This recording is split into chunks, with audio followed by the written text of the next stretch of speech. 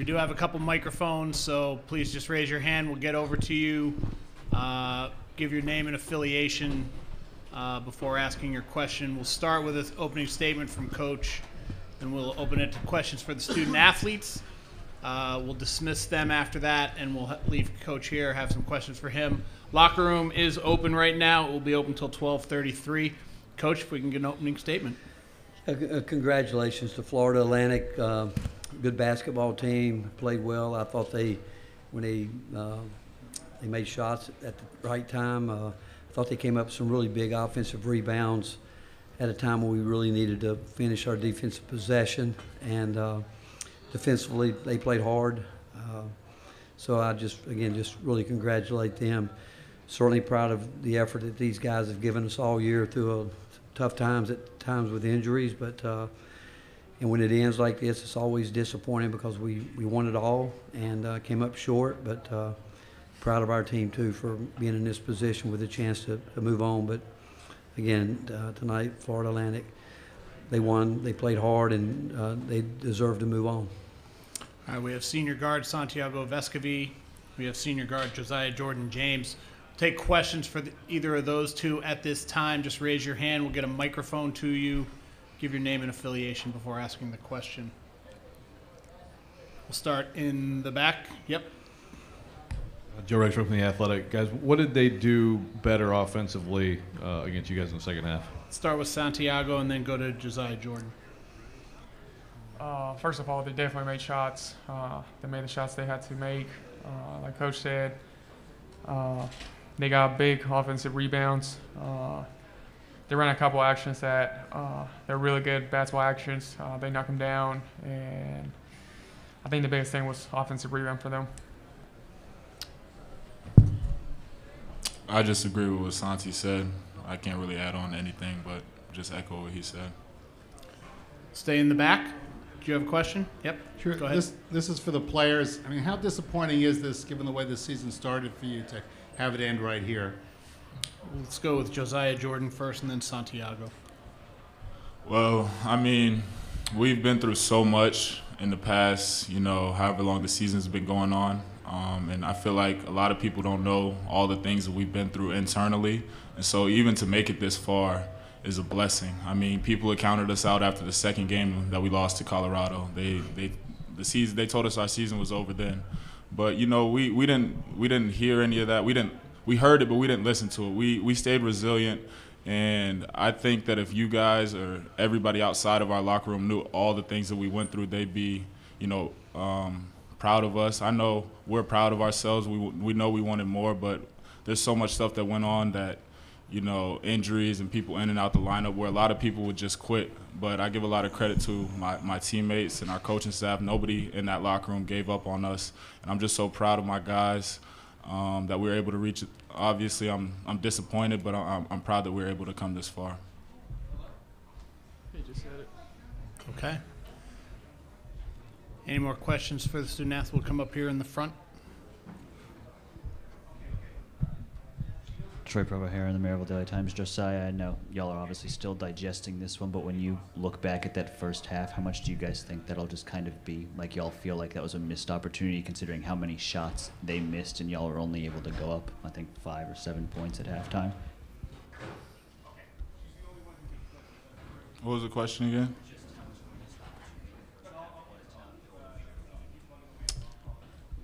I mean, I think it was obviously. I mean, we went to halftime with a 5-point lead. Obviously, we missed open shots. They missed open shots, but I mean, we were disappointed in the way we played. We knew we had to play tougher, but I mean, we were up 5 points. So We do have people on Zoom. I'm going to go to Dan Tortora, who has his hand raised on the Zoom call. So, Dan, I'm allowing you to talk, so hold on. So go ahead if you have a question. Yeah, just as hard as this is right now for you guys in this moment, for both of the student athletes, what do you reflect upon this season that you are proud of? I know you said a lot of things happened this season that not a lot of people know about. So when you look at that adversity, what are you proud of? Let's start with Santiago, and then we'll go Josiah. Definitely everything Josiah said. We've been through a lot of things, and we were in a position where most other people would just quit. They'll just give up on the season and just wait for the next one to come up. And I never had that feeling from this team. I think the whole team, through adversity, we stuck together. We couldn't get it done today, but during the whole season, I think we all stuck together. We had each other's back, and we just fought. I think we fought through everything we could. And, yeah, we're disappointed that we lost today, but I think this team gave everything it could. I'm just proud of the way people stepped up. I'm proud of the way Jemai Meshack stepped up. I'm proud of the way Julian Phillips stepped up. I'm proud of the way Tobe Awaka stepped up. I'm proud of the way Jonas Adu stepped up. I'm proud of the way B.J. Edwards stepped up. Like, guys were put in positions, you know, that they weren't particularly ready for, and they were thrown in the fire, and I feel like they handled it the best that they could, and they came in each and every day with, you know, their hard hats on, expecting to get better, trying to get better, and that's all you can hope for out of your teammates. And we just got a group of guys who are just resilient, and they just want to keep getting better, and I'm just proud of all of my teammates, but especially the guys who had to step up and play bigger roles and bigger minutes. Okay, we're going to dismiss the student athletes at this time. Once again, Tennessee locker room is open until 12:33. At this time, if we have questions for Coach Barnes, once again, just raise your hand. We'll get a microphone over. We'll start over here on the right side. Let's start on the end, and then we'll go into the aisle. Ryan Schumpert, Rocky Top Insider. Just from your vantage point, what went wrong in that 18-2 run in the second half? Well, I thought, one, in the first half, they had some shots that we were lucky we dodged that, but when they started scoring, our offense wasn't very good, and we gave up too many drives, and then along with that, offensive rebounds where we let them get downhill, and a couple situations where those we did a better job in the second half staying down on shot fakes early in the first half. That's why we were getting into so much rotation, because we were leaving our feet. Went under a few ball screens, but I thought offensively, and we needed to continue to put pressure on them at the rim, whether it was throwing it inside or whether it was driving the ball, and we didn't do enough of that. Where we got the ball there, we needed to finish more to continue to keep pressure on them to where they had to guard us, and then they got some separation. They got relaxed, and they're a really good shooting team. They shoot it, but the offensive rebounds were big, and we normally don't do that, but we did today. We'll stay on the aisle there in row 2. Rob Lewis with VolQuest.com. Just, Coach, you cited the offensive rebounds, but just the rebounding overall. I mean, I think pre-game, I would myself and a lot of people would have thought that you would have had a big advantage on the glass, and they out-rebounded you in the game. Well, again, we wanted to, and obviously, we needed Jemai Meshack. You saw what he was able to do with driving the ball. We needed more of that from more than one player. We needed our post players because they were staying out there really. We could get the ball inside if our post guys would get the post up, and then they did start digging down a little bit more. But early in the game, it was wide open. They were really hugging up to our perimeter guys, which a lot of teams have done that to us this year, and something that we expected today. And the only way you're going to make them change is if you're really scoring at a high clip. And then when we got there a couple times in the second half, the ball should have been passed out, and because we needed to make some of those perimeter shots. And when they put 3 guys around the ball, it's got to get out of your hands. But again, we needed to be more aggressive going at the basket, I thought, in the second half, and then they did. They were, again, they didn't change a whole lot other than what they were doing in the first half. They run what we'd call a little bit of notch action, but I just thought that we allowed them to get downhill and not guard the ball the way we needed to. We'll go back to the end of the second row. Why'd y'all decide to stick with the 2 big lineup in the second half and not go 4 guards? Why 2 big lineups? Because, again, the way they were guarding us, and, again, when we go more guards, we don't feel like we get that much more dribble penetration out of it. We need to get more of that.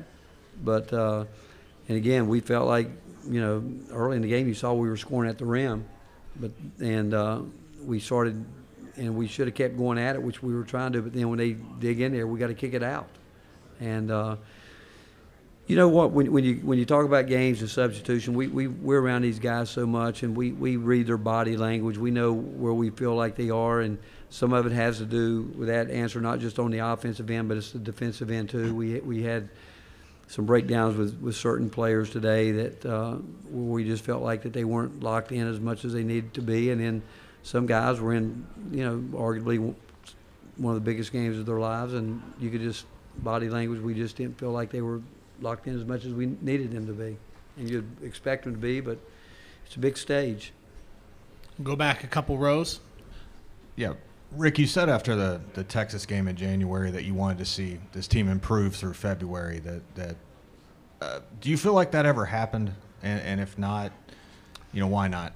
Well, Tom Satkoviak told me we haven't had a healthy team since February the 8th, with everybody healthy. And so if you ask me, did we improve? We did. Because when you have to tweak and change stuff as much as we had to just to put guys in a position to be comfortable, I mean, we went through a period. I mean, Jamal Meshack hasn't played point guard until February, since he's been here. I mean, he's done it in practice in terms of just, but to put him out there where he's really trying to learn how to run a team, and where he had given us, where he had been so good rebounding the ball, playing off the ball. Tyreek Key has never played point guard until he came to Tennessee, and again, he would tell you that he's more of a scorer. But yeah, there's no doubt we've improved, or we wouldn't be here today. And the fact is, it's always disappointing when you know you're close to going after the goal that I think we all chase, and that's to be the last team standing. But as a group, yeah, we got better. We wouldn't have made it this far. We're going to come across the room right here in front of me in row one. Go ahead. Troy Provohara, Maryville Daily Times. Rick, your seniors go a combined 14 of 50 from the floor. Just as a coach, how Say that again. Your seniors go a combined 14 of 50 from the floor. As a coach, just how hard is it to watch, you know, a group of guys kind of struggle collectively like that? It's hard, and I mean, we, you know, again, I could sit here and talk about a lot of different things, but the fact is, those guys have been through a lot. You know, they've dealt with Josiah's, I think, dealt with a lot of injuries, but yet he's tried to do everything he could to help this team. And Santi, the same way. Olivier, you know, obviously we wouldn't have been here if it wasn't for what he did the other day. And I'd like to think that, you know, Urosh certainly helped us. He got, again, a little bit too emotional tonight, and it came back on him. But these guys have won a lot of games for us, and it's hard. I'm telling you, it's hard to be in the locker room with these guys when you know how hard they've worked. And I would tell you, they've maxed out in a lot of good ways. And again, would I like to sit here and tell you I wish we had our full allotment of players and teams? Yeah, but we didn't. And I think it's a real compliment to our seniors, because they're the ones that continue to stay together and didn't get down on each other, try to help pull the young guys along with them. But I feel for them, because I know that's not, when they look at it, they're not going to be happy with it. And because, again, it's hard to get here. And but I can only tell you we're proud of this group of seniors and what they've done with our program. We're going to do two more questions. We'll come here on the aisle, and then I'm going to go back to the Zoom call. So here on the aisle. Rob Lewis from VolQuest.com. Coach, sticking with the seniors, and it may be too soon to answer this question, but assuming that was their last game, 4 guys, one from Uruguay, one from Serbia, one from, you know, Finland and Charleston, South Carolina, come together, you know, got super close. I mean, how are you going to remember that group? Well, they're special. I mean, because of what they went through the COVID together. The fact that with where college basketball is today, with the transfer portal, and, you know, at the end of the year, everybody's got options now to do this or do that. But I will remember that they've, in so many ways, just represented the University of Tennessee in a first-class way. They created a great love affair with Rocky Top and our fan base, which I've told many people I think it's the best out there, and they're what we want our program to be about. high character, come from great families, great work ethics, and really of that group, there's not one selfish guy on that group. And what they've done for our program, and